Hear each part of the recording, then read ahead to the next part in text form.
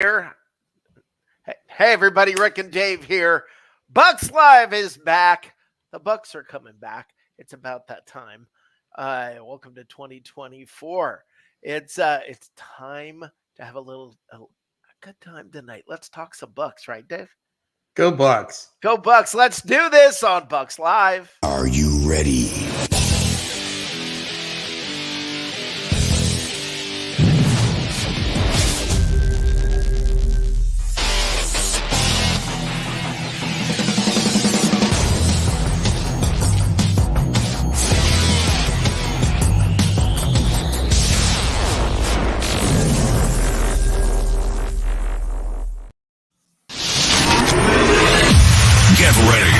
Get ready.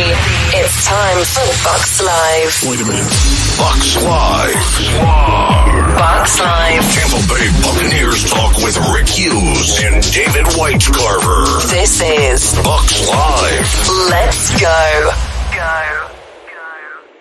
go. Let's go. 2024, here we go. Dave and we've been talking behind the scenes. We're ready for this year. We're excited.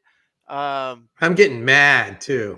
Dave's got there's a lot of emotion going inside. I'm processing a lot of stuff. Yes, he is. Dave's having a hard time processing the fact that he has to accept the fact that Ryan Jensen is gone. I told you I'm not making it through the show if you keep doing this. But we got Graham Barton. So we've got a brand new shiny center, and the success rate on drafting centers, people, don't forget this. Do not forget this. We told you about this. The success rate on first round centers is 93%. 93% success rate on first round centers. So feeling pretty good about Graham Barton. Anyway, I think the Bucs. I'm looking forward to this year. Dave, how you feeling? I'm mad. I'm tired of every time I turn around seeing people going, "Oh, over under on the Bucs. I'm going to say 4.5." I mean, who comes up with these numbers? It's absolutely ridiculous. It's like Tom Brady left, and it's like, oh, pure sadness for the Bucs. This, that. They won the division last year, period. 3 years in a row. Come on. And now you're sitting there saying just because Kirk Cousins, he's done so well in the playoffs, is now the quarterback in Atlanta. He's coming off of Achilles, and they could be in the Super Bowl. No, they're not. They're not even going to win the division. Give me a break. Right. And the Saints, they're Sean Payton's not there anymore. The porch light's on and nobody's home. So there you go. That's a good analysis of the Saints, I think. The porch light's on and no one's home. I think that's kind of what we can expect from them this year. We're going to talk about what Dave was just discussing, and we're going to play a little video. We're going to discuss that. We've got hopefully a special guest coming in from heavy.com. Tony Adame may be stopping by here. And it's going to be a lot of fun. We also have the dude coming up here shortly, and that's always fun. Let's tee this up, though. Let's tee this up with what Dave was just talking about, because I think it's worth discussing. Let me say this. I never bet. I'm not a betting man. I just don't bet.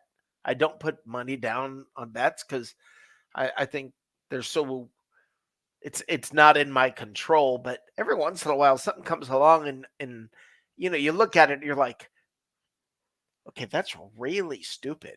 I don't understand it. And I was able to put money on the over on the Bucs win total this season when it was at 5.5, isn't that right? 5.5. Was it 5.5 or 6.5? What'd you get? I think it was 5, 6.5. I'm not sure which one. I'm coming. I'm having some tech issues. Sorry, guys. Welcome to the new year. Yes, 5.5, Dave. Yes, 5.5. So, yeah, we'll see what happens. So if the Bucs win 6 or more games, you're in the money. Yes. So We're doing that. But let Six. me play a video. Let me play a video here. 6. Now, I want to say this. I get so tired of hearing fans say, we don't get respect. We don't get respect. And I mean, look, here's the bottom line.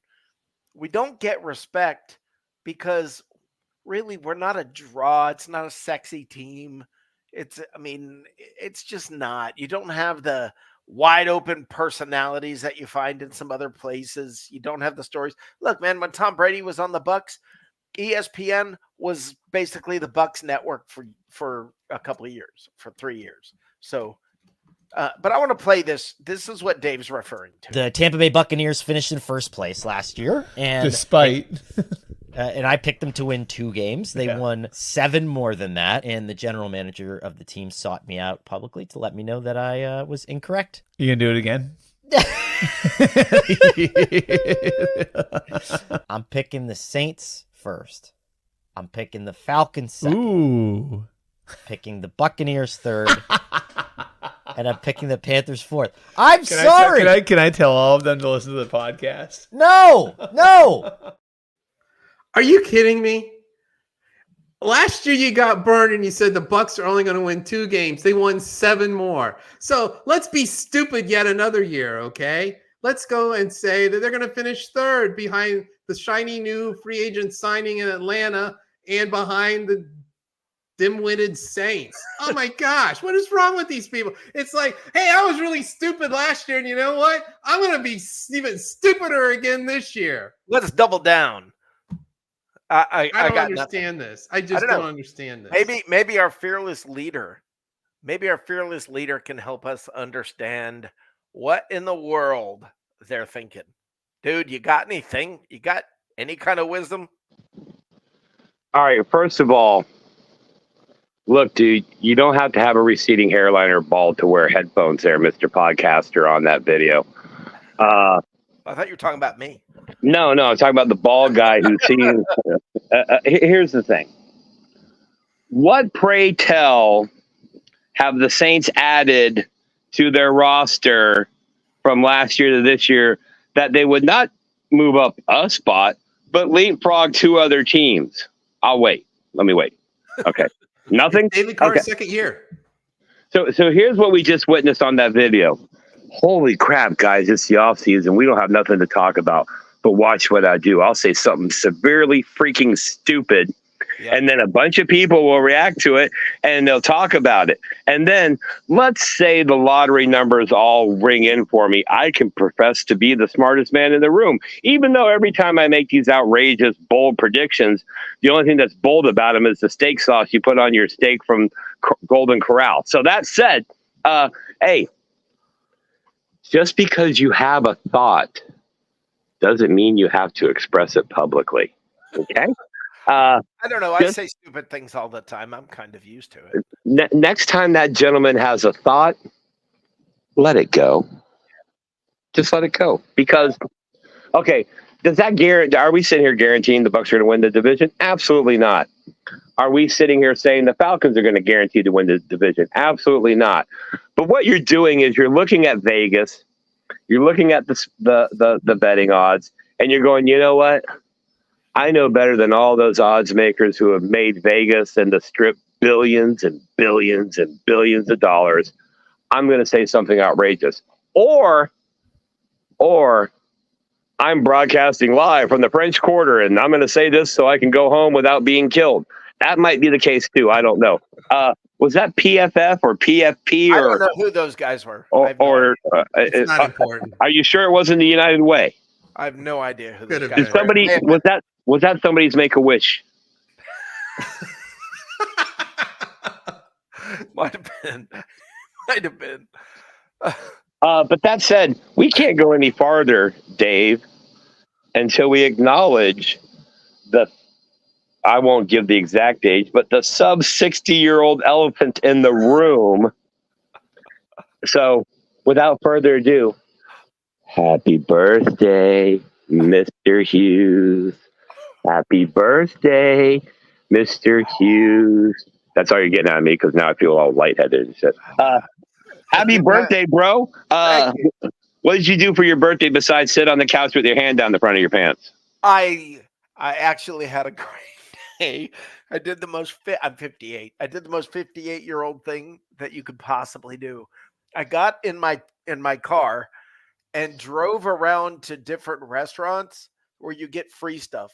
I literally just made a few hours out of just literally going from Arby's to Panera to Wayback Burger, which is a really good place here, to McDonald's, to Zaxby's, to I'm telling you, I swear to you, I hit the drive-through on all of these places, and I had a very fun day. So translation, you drove around all day looking for free stuff, right?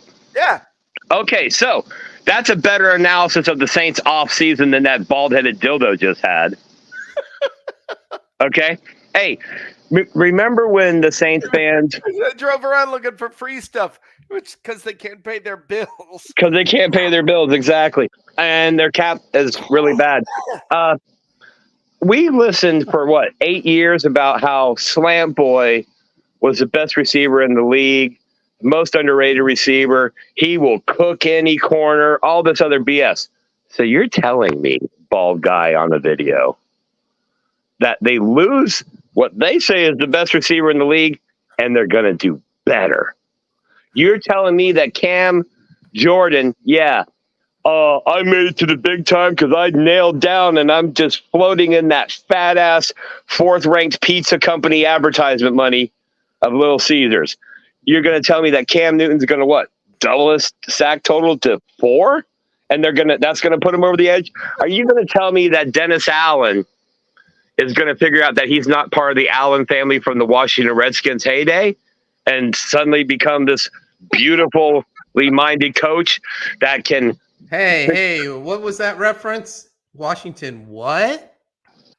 Well, back then they were the Redskins. When Dennis Allen was coaching, he hired all these old, out of shape veterans. And I'm going to win with watch veterans. Your emails, man. Watch your emails. Hey, email me at is that the wrong guy to say that to? Right. I'll give you my home address and come on over and have a fireside chat, homeboys.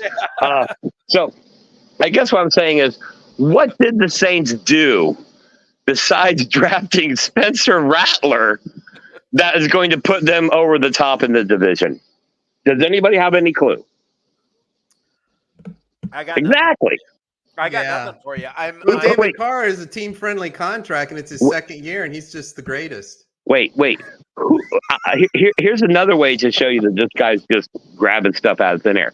Who was the Saints' first-round draft pick this year? Ooh. Somebody not Graham Barton. That's kind of my point. Ouch, I don't know. That's bad. You caught me. Now I look really stupid. Thanks. Who was their second? Who was any of the draft picks that the Saints had this year? Yeah. And are any of them going to be what puts them over the top? Is Dennis Allen suddenly going to understand how to be Sean Payton? Don't they have people coming off suspension or something? Is Taysom Hill going to turn into Joe Montana? Is David Carr going to switch which eyeliner he uses? What's the thing that makes you think that? And that's my point. Like, hey, I can say some outlandish statement. Patrick Mahomes will throw 75 interceptions. Doesn't make it true. And that's the problem with off-season content. You got to pound out all this content. You got to get on and do this and do that. Turns out, no, you don't. Well, let me ask you something, dude. Let me ask you something. Because you are at the helm of the Mighty Bucs report. So this has been a very odd offseason. When I say quiet, it's ridiculously quiet. Like crazy quiet. Since Mike Evans signed basically everybody re-signed, it's like crickets coming out of I guess you don't call it $1 anymore. The Advent Health Facility. The hell you don't. It's $1 pallet. Get it right, okay? Thank you. And you're dead on, Rick. That's the thing. I put up an article today about the Buccaneers hiring 2 people for their scouting department. Their scouting department. It's after the freaking draft, okay? We can put out plenty of content like some of the sites do, and I'm not talking about the Bucs covering sites, more like the national guys. Oh my gosh, Tristan Wirfs not at optional team activities. He's on the market. They're far apart. They're never going to come to a conclusion, which is the same thing they said about Mike Evans. It's the same thing they said about Levante David. Yeah, we've been down So- this road. so- On this road. Right. So here's what these national outlets are really telling you.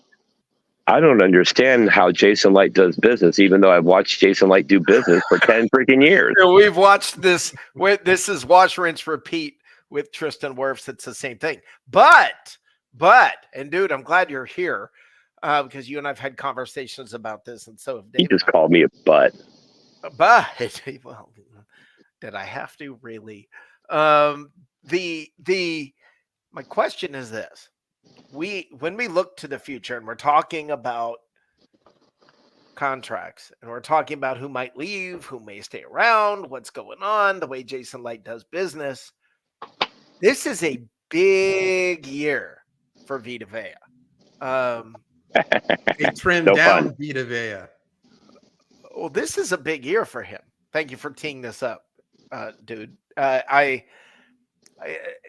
Listen, Vita Vea has a massive cap hit next year. If you notice this year, one little thing that's creeping quietly in the news is that he's lost a lot of weight. And he has been working out with Ndamukong Suh. And last year, Vita Vea, we all love Vita Vea.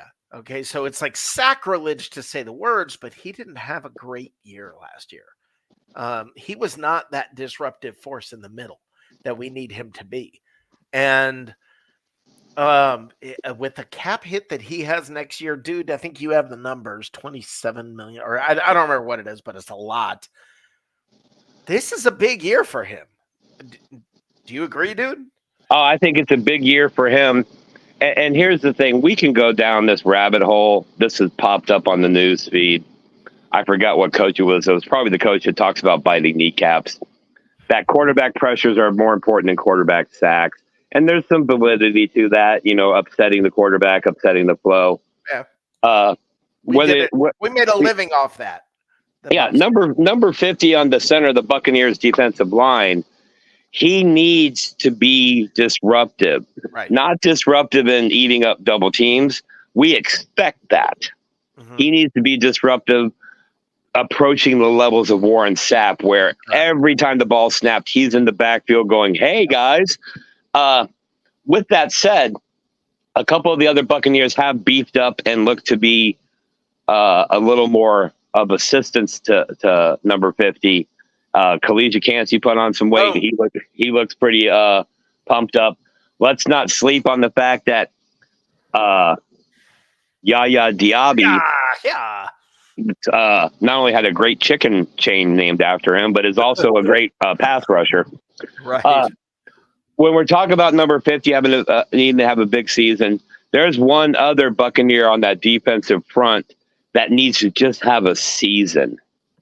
And that's JTS, Tryon Shoyenko. Yeah. Or as I call him, Tryon, where the hell did he go? Yeah, It's time to move on. That's where I'm at. We're going to talk to our guest about that. He just wrote an article about that on heavy.com. Now, here's what I will say. Here's what I'll say about money and contracts, okay? I think we've learned by, being in the same division with the Saints, and now since the whole Tom Brady rejuvenation of the pocketbooks of the Buccaneers organization, that the salary cap is easily manipulated, kind of like, a prom date. And the reason we have that, the reason we know that is what they were able to do with Tom Brady's here, what they were able to do last year, eating $80 million, knowing that now that Ryan Jensen's retirement has been filed with the league, he counts $16 million a year for the next 2 years against the cap alone. Right. So, number 50, if you want to raise, you're going to have to put up 6.5 plus sacks. Yep. You're going to have to. Yep. And who do you take? Because you're not going to be able to keep re-signing all these free agents and kicking the can down the road. I agree. At some point, and don't take personal offense to this, Dave, the little red-haired goblins that own the team are going to be like, hey, we're broke. We're getting like really tight here. So, you got Godwin looking at an extension at the end of the year. You've got number 50. I believe Lavonte David signed a 1-year deal, so you got to make a decision on him again. Mike Evans only signed a 2-year deal, guys. It's not like he's, the headlines were Mike Evans Bucs for life. Okay, so Mike Evans is dying in 2.5 years. I mean, he's only a 2-year contract. So we're going to see about to touch on. Yeah, we're going to see a lot of this finagling. I want number 50 to be the guy, but if you come up like last year again, you're going to have to expect that level contract offer. I mean, this stuff is kind of, mathematical, so to speak. So 6.5 plus sacks, I think he's golden. Anything less than that, you might be taking a pay cut or hitting the market. I hate saying it, but that's where we're at. Bring up somebody else. This leads to another player that has a big cap hit next year. I think $27 million. And that is Chris Godwin. Or no, wait, is Chris Godwin? Yeah, Chris Godwin's cap hit next year would be $27 million, but I believe he's got 1 year left on the contract. Is that right, dude? I believe that's correct. Okay. Here's the issue. Here's what I want to bring up, because all these wide receivers are signing for outrageous, ridiculous, unbelievable money. Jefferson, and it's just unbelievable money getting signed out there. Guys, can the Buccaneers really afford Evans and Godwin anymore? I mean, is that not the way Godwin's been producing since he came back from injury? Because I get the feeling he's 29 years old after this year. He'll still be 29 when it comes time, for next year. So he plays older than 29. He's got years left. No, he does not. He got hurt one time. He hasn't bounced. It's usually year 2, and I'm still waiting. Well, he did not have a good year last year, but dude will tell you why on that. Who didn't have a good year? And Godwin. Chris Godwin didn't have a good year last year. Well, here's the thing. That's the first year he wasn't predominantly lined up in the slot position for the offensive snaps. And they've made it very well known he's going back to the slot this year. Yep. With that said, there is a lot to say, because it's not like Baker Mayfield signed a 10-year contract. Correct. So he's not, you don't have the quarterback position locked down for 5 years like you would if you drafted one and you have a 5-year contract. So you've got 2 receivers who are both going to be fetching over $20 million. And you think to yourself, wow, is that sustainable? Is that worth it? Well, just to help out on the receiver side, there's only one team that's had 2 receivers over 1,000 yards each the last 3 seasons, and that's the Buccaneers with Godwin and Evans. So while they're not putting up 15, 16, 1,700 yards and 10, 15, 20 touchdowns, they're consistently providing over 2,000 yards of offense to the team. I start doing the math in my head. Okay, Rachaad White's contributing about 18% of the offense. Chris Godwin and Mike Evans are contributing about 40% of the team's total offense. The quarterback obviously has a hand in passing. I don't count him for rush yardage unless he's running. So your top money people on the offense need to be your tackle positions, your wide receivers, and your quarterback. Now, running back position is about to get a hell of a bump in salary. We've heard over the years and years the diminishing value of running backs. Nobody wants running backs. We're going to kill all our running backs off the roster and just sign a bunch of scrubs. Yep. But with the kickoff rule, they're going to be predominantly running backs doing that now. Yep. And for those of you who snub your nose at spring football, dude, I totally get it. I've been burnt 5 years in a row by spring teams. But this league and what they're doing, the way they're doing the kickoff, if that's what the NFL is going to actually pull off, you're looking at very few touchbacks and very few starting positions inside the 30. You're going to be looking at starting field position around the 40-yard line on average. Yep. With that said, you only need 25 to be in field goal range, 60 to score a touchdown. So will that take away from receiving yards at the end of the season because there's literally 20 extra less yards per drive? Will that take away from running backs because they're going to be returning? That's very true. I didn't even think about it from that. Well, And with this running stuff is- backs, are they going to get less carries because they're responsible for kick return now? Well, is so onside kicks are no more? I'm not sure what the rule reads out for that. I'm sure that's going to be allowed. I do like the UFL's version of the onside kick, which is a 4th and 15. Right. And if you get it, you continue from there. The problem I had with that is, well, it's really not a problem. Boy, if we had that rule with Tom Brady, it's basically make it, take it, and you ain't getting the ball back. Yeah. But with all that said, there's a lot of little nuances to this kick rule that's going to change and have a ripple effect, not just in stats and the fantasy BS, but in contract structures and how running backs and wide receivers are used. I'm not going to say no wide receiver is going to return kicks. What I'm going to say is, as running backs are more durable, quote unquote, long term than wide receivers. So when you're going to have contact at that level that many times a game, Rashad White's not going to return the kick. So who's going to return him? Well, that's why they drafted a running back. Okay, so but now if that Bucky Irving is your second running back who's supposed to spell Rashad White, but he's returning kicks, and you're hoping you're on. Yeah, but they had a barn full of running backs last year, and I mean I don't know if I can't think of his name right now. Who was our backup last year? That last year would have been Chase Edmonds. Yeah, is he back? I don't think so. Maybe. I know Sean Tucker's still there because everybody thought Sean Tucker was like the next something. And I thought Chase Edmonds signed again, but I may be wrong about that. I could go check the website, but that requires work. Fingers are clicking away. Dave's on it, but to me, I guess I mean I see exactly what you're saying, and I think you're right. The running back position just became more important, not as running backs, but as kick returners, and I think you're absolutely right about that. And that is why the Bucs cut Devin Tompkins. Devin Tompkins, I know it was a shock to everybody. Oh my gosh, what were they doing? Look, this guy probably wasn't going to make the team. Let's be honest, he probably was not going to make the team, and they're trying to sneak him out now with the injury designation, or they can put him on the practice squad.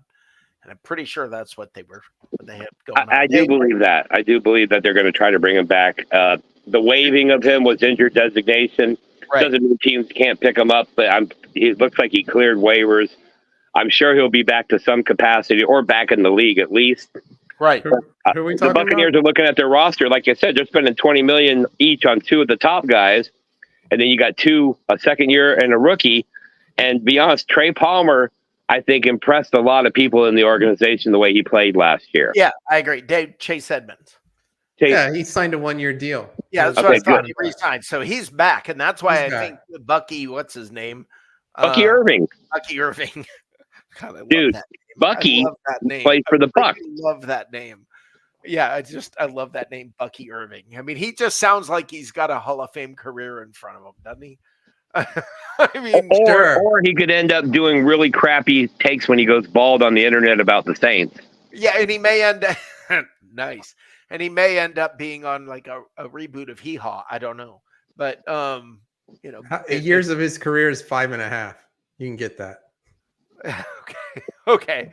But that's what I think is going to happen. I think I thought they re-signed him, but I was not positive.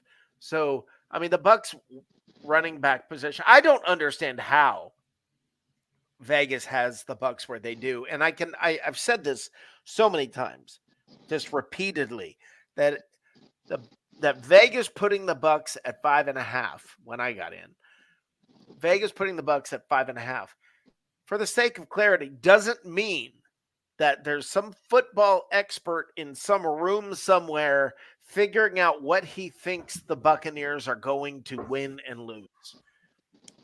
The Buccaneers being at 5.5 in Vegas means That's what is going to put 50% of the bettors on the over and 50% on the under so that Vegas wins. So that's the process that they go through there. It's not Have you noticed Vegas always wins except for when, with their sports teams, except for the Golden Knights? Well, the Golden Knights started great. Well, I mean, they were okay. They won a Stanley Cup. Off football topic, the Golden Knights in that expansion draft were handed a Hall of Fame freaking team, dude. I mean, absolutely. But that said, that's hockey, and round puck, oblong ball, totally different subject. 5.5. The initial lines are just there to stimulate betting. Okay. Absolutely. I'll put it this way. The dude's BR Sportsbook has the Buccaneers actual win total somewhere at 9.5. You pick over under 9 or 10. I agree with you completely. I think that's low. Around where they're going to be. I think you're headed to the NFC title game. Well, no, I mean, but that means the Saints are going to win 14, right? Over how many years? Yeah. Well, nice. They're going to win 14, but they're going to defer 7 of those to spread them out over the next 5 years. Yeah, well, they're going to need to. Hey, we got our next guest here. Dude, do you want to hang around or do you want to go? No, I'm going to bow out because I want enough screen time for our gentleman coming in. Big shout out to him for taking the time. Big shout out to the 2 guys on the screen there. Dave, I feel like you look exactly the same as you did last time you were on air. Do you have a Bucs Live uniform, and is that what you're wearing right now? It's not a uniform. It's just a consistent color scheme. Well, let's leave it at that. Dave does not age. He does not age. Dave is going with more red, mo better. All right, I'm out of here. See you later. Keep dude. on abiding, dude. All right, let's bring in from heavy.com. He covers the Bucs. Let me make sure I get this right. I don't want to be wrong. The Buccaneers, Commanders, and the Broncos. That's who he focuses on. From heavy.com, this is Tony Adame, and we are very excited to have him here. Did I say I have a burning right? question. Why those 3 teams? How did that happen? I did pretty good with the Bucs, and they just asked if I wanted a little more responsibility. okay. So I just said, okay, bring him in. Yeah. I live in Florida, so the Buccaneers. But thank you guys for having me on. I appreciate it. It's been entertaining listening to you guys talk. So well, I appreciate the fact that you've come on here. Okay, so I've been reading through some of your more recent article. Shoot, We can still hear you. I can hear you. okay, sorry about that. We'll imagine you being Okay, there. I'll get it fixed. Sorry about that. The what I want to ask you about is the your article about JTS, about Joe Tryon Stroyenka, and how what the Buccaneers should do with that. Can you talk about that a little bit and sort of give fans an overview? First of all, before anything, Tony, tell everybody where they can find you. Yeah, just go to heavy.com. And then, we've got such an extensive NFL package. Just pop down to the Buccaneers. They'll be right up there and you can find all our stuff. Yeah. Great question. I've been thinking about that a lot myself. And, obviously they declined that he's their 2021 first round draft pick. Yep. Outside linebacker. They declined the 5th-year option, so it would make him an unrestricted free agent after this season. But the interesting thing to me is they need edge rushing help so bad, and I think this could be really interesting because it's a prove-it year for him, and his stats haven't been – people are really down on him, and I know I've written a lot of articles saying, produce more, but if you look at his stats, you can see that he's produced. He's not doing nothing. I mean, I believe he had – I want to say 4 or 5 sacks each year, the first 3 years. It's not great. It's not what's going to get the extension, but he could provide them a big lift this year if he plays motivated. Well, the description that I heard about him, and I think it's a great description, that his problem, he's got a lot of speed and he gets to the backfield, but he looks like he's chasing butterflies in the backfield. And I think that's one of the best descriptions I've heard, where he's just sort of running around it almost looks aimlessly. He's not able to lock in and use that speed. I mean, am I off on that? No, and the analytics kind of back up what you're saying. You're giving up a really, every man's a. I mean, that's true because he doesn't have a lot of his QB pressures are so low that he's not. I mean, even a guy that's a good edge rusher is gonna, make him feel your presence a little bit. But other than when he does sack the quarterback, he's not doing the little stuff that you want. Like you see the elite pass rushers in the NFL. I mean, you watch an NFL game, believe it, your eyes see. They have the quarterback running in fear. They're putting an offensive tackle through hell for 60 minutes, but he doesn't do that. So it is really, like you said, that's a really accurate way to put it. He gets back there. He's really athletic, but he's not, playing complete games. It's like he runs right by the quarterback. He's not playing with a purpose. He's like, okay, I'm running and I'm going in this direction, but he doesn't accomplish much. Well, right. He runs right by the quarterback because of his speed, and it's not that hard to avoid him. I think. So, what's your solution? What you brought up an idea. You brought up Tony. Maybe the Bucs should consider trading him. Yeah, I mean, I think you could get some value out of him. I mean, you have to kind of play it pretty cool through camp, but once you see what Braswell has to offer, which you'll see in mini camp, you'll get a better idea. Then you'll get a real good idea through training camp. There might be some value in JTS in the form of guys like that. You might be able to get a 5th or 6th round pick for somebody, which would be better than him just doing like what you're talking about this season and not helping. And obviously with Diaby, right, having a pretty good rookie year, you want to see if you can build on that. But it's never good when your safety is your number 2 guy on the team in sacks for the year. Not that he's a great safety and he's really good at that, but that's not what you want. Right. Well, what I like about, like you're saying, get a 5th round pick, and everybody's like 5th. Well, then you have 2 5th round picks, and you can package those and move up. That's why I think late round picks are not a bad idea. I like late round picks. I like any picks help you move up when you package. Yeah, you're not getting anything from him if he plays he gets out there and plays a game or two and he looks kind of like what you're talking about, or he's got a bad attitude because he didn't get his option picked up. Then you're just gonna have to release him at some point. You're not gonna get anything out of it. So, right.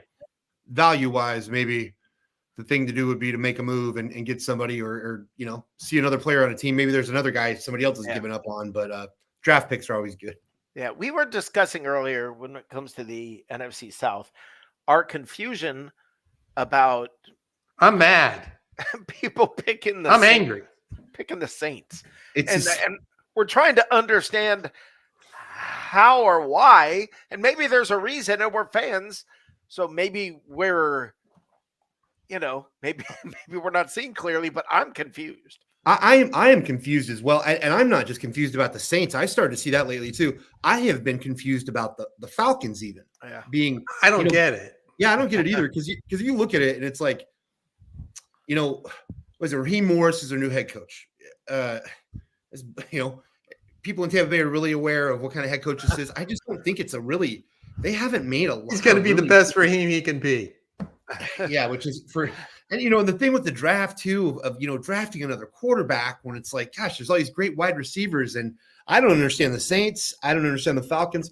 I guess in my mind it was like, gosh, the Buccaneers are such clear favorites in that division, and not to mention that even the Falcons starting quarterback is coming off an Achilles tear, so it's like I'm confused too. I am also Dave, Cousins is a straight up totes the franchise line, and he even came out and said, I was looking for some help in that draft and I didn't get any. So I mean, I thought that spoke volumes that he was even commenting on it. Okay, the one thing I will say about the Falcons is they hung around last year and they were bothersome very late into the season with Desmond Ridder. Okay, now you have Kirk Cousins instead of Desmond Ridder, so you have to figure they're better just by default. Okay, by default, they're better than they were. They didn't really lose anybody. Now you're not going to have Desmond Ridder throwing to, oh my God, I just lost his name, the tight end. Pitts. Kyle Pitts. You got Drake London too, another guy that should be better than he is. And you got, Bijan Robinson. My thought with that is like, did they get a worse coach than they had? Are there, still issues with the, upper management? Yeah. I mean, think of this. During a football, a lot is about communication and communicating from the box to the field, to the players on the field. Their communication is so bad. Look what happened in the draft. They're not communicating to their highest paid player what they're doing in a situation that's potentially really embarrassing, makes them look terrible. They just, I and the thing with the Saints is just, it blows my mind. They're Yeah, I'm glad you're saying it, and it makes me feel better because I honestly was just looking at it, scratching my head, going, You don't think Talise Fuaga, their number 1 pick's just going to change the whole franchise and turn it around? he's pretty good. He's good. I don't want to Kool-Aid shade him. McKinstry? Hey, do you need to wipe something off after saying that name?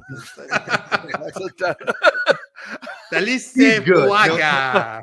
He's good, but he may outlast the current staff they have. But he seems like he's pretty good. It's just that, you look at their team and they're looking to, put so much of their offense probably still on Kamara, and it's just. I don't know. I'm glad to hear you're feeling the same. It's not like they got cap money to spend either. I don't see them getting better, and I didn't realize how poor Derek Carr is an NFL quarterback when I saw him in New Orleans. I have a theory about these two teams, actually, about the Saints and the Falcons that I'd like to share with you guys. If I was a Saints or a Falcons fan, I think that the deal that happened last year, where Lamar Jackson is basically, there's a month or so where he's just on the open market, and that's going to happen. You see it coming. The Falcons are really bad because they definitely could have got him. They definitely could have made an offer at least, and that speaks to your fan base. Hey, we're trying to get this guy. It seemed like there was a month or two there where if you're willing to pay, you could have got him. Right. And neither one of those teams did anything. And my conspiracy theory, JFK shooter brain thinks that it's collusion. But to me, those are two franchises where it's just like, the Saints couldn't. Well, they moved too quick on Carr, so they got him so quick. But that's a little let him off the hook. If you want to read the tea leaves, maybe they could. But the Falcons are the one that's really bad. Where they that's the one because I believe he's from Atlanta. Yeah, I think he is. No, he's from Cocoa Beach, Florida. Actually, he grew up. He's from the South. Beach? Okay. Yeah. Okay. I it's a suburb of Atlanta. Cocoa Beach. Yeah. Yeah. They're also really good high school football in both places. Well, watch Lamar Jackson high school football highlights if you really want to get your mind blown. Really? Yeah, they're amazing. Okay. Well, I still think. Look, I think he's a great quarterback. I do, and I think when it comes to running quarterbacks, there's a guy who's been. He's better. Let him go. Let him run some. Open it up. Let him. You don't. I've never understood, why do you force a running quarterback to be a pocket passer and then wonder why he's not performing as well? That's a good point. I think with him, he's still developing. To me, he's still developing. It's such a good athlete. He's still developing as a pocket passer. Some of these guys, though, just as you get older, you're not going to be a better runner. It's just what it is. Yeah. Now, when you look at Vita Vea and his contract situation after this, is that? I love Vita Vea. Thoughts? I love him. I think he's such a good. You hear the other guys talk about him, and it's like he seems like such a good leader and such a good. With Cansey, every time they talk to him, he always talks about Vita Vea being somebody who he looks at as day to day or whatever. Yeah. And the interesting story to me about Vita Vea is I feel like he's somebody you will need to pay and give him, maybe you can not give him too big of a raise the next time his contract comes up. But the funniest story was the one I think about a month ago where it was like, oh, he slimmed down this offseason and he really buckled down. He looks slimmer. I did a little Instagram stalking, and I was looking at a picture of just him and his wife or his wife's Instagram, looking at a picture of him on vacation like a month ago, and I was like, as a guy who's about 6'2", me about around 300 pounds, so that still looks like he's still probably 340 or 350. If he's slimmed down, I just think when you're his size, you can lose 30, 40 pounds, be slimmed down, and that's still a big boy. That is still a big guy. Yeah. And I think they're just worried about him getting older with the mobility and stuff like that. I think he's an important part of their team too. Well, he trained this offseason, I heard, with Ndamukong Suh. And I think he's missed Ndamukong Suh on that line, and I think that's because last year he was not as disruptive a force as he was previously, and that's what I think. Why I think this is a make or break season for him. I think you might be right. Yeah. Tony, man, I don't want you to go. I appreciate you being here. It's been great. Will you please come back and visit us from time to time? Just let me know. I thank you guys for having me on. I really enjoyed it. You've been awesome. And again, let everybody know one more time where they can find you. Just go to heavy.com/NFL. Look at all of our NFL stuff. Just click to the left, go down. You'll see the Buccaneers and have all kinds of, a lot of it's aggregate feed, but we're starting to incorporate a lot more original stuff. So anytime anybody wants to go check it out, please do. And like I said, thank you guys again for having me on. Thank you. And you can also find him on Twitter or X or whatever it is at T_Adame. And if you see his name there, you will know how that is spelled. T_Adame. Final quick question. Who starts for the Commanders in week 1? It has to be Daniels. It's stupid. They haven't named him the starter yet either. What a ridiculous, Kingsbury. That's Cliff Kingsbury for you. Just why, this is the guy who didn't want to offer Baker Mayfield a scholarship after he started as a walk-on fresh. It's beyond me. I don't know. It's got to be Daniels. It's patterns of behavior. They continue. It's a clinical assessment. See you guys. Thank you. Have a great night. You too. Wow, that was great. That was awesome having him there. Man, what a great guest. He was very insightful. That was awesome. What a great guy. A lot smarter than us. He doesn't just write, he thinks and then he writes. That doesn't happen a lot these days. Absolutely. Or, these people who get on these podcasts and say stupid stuff. Oh, wait, never mind. Anyway, that was a lot of fun. All right, we will be back, guys. We will be bringing back Dave's Don't Be a Baby. We will be having a good time back with some old shenanigans, new shenanigans. The shows, I think what we're going to do is shorten the shows just a little bit this year. Maybe a little easier, more snackable, easier to digest. And I think it's going to be a lot of fun. So much to talk about. We got a lot to talk about, guys. We'll go through the schedule. What about all this gambling stuff? What's the over-under on the first NFL to be banned for life? This is going to be great topics. You see, we've got so much stuff to talk about these coming weeks. This is going to be a blast. We've got that. We'll go through the schedule and tell you which games we think are wins and losses.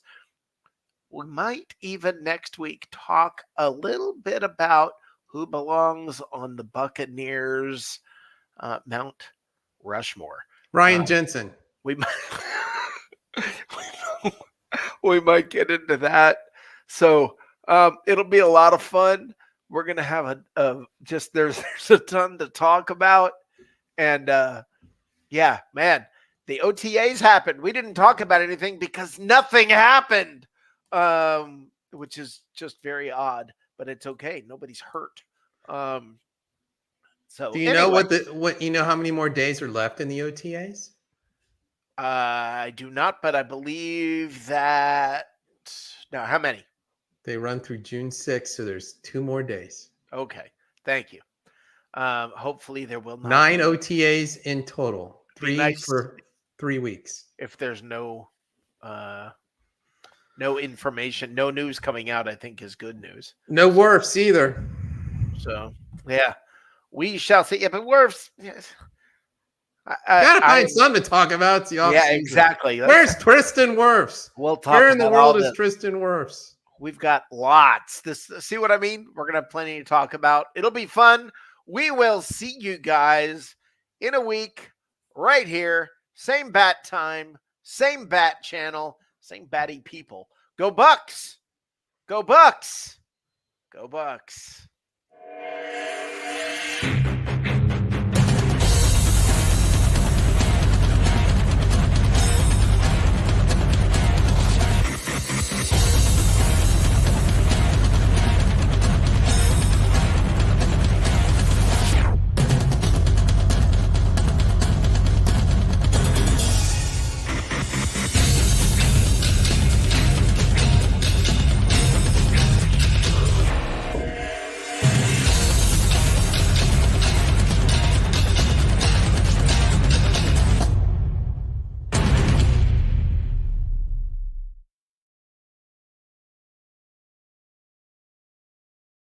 We sucked today. I sucked today. We sucked today. It was awful.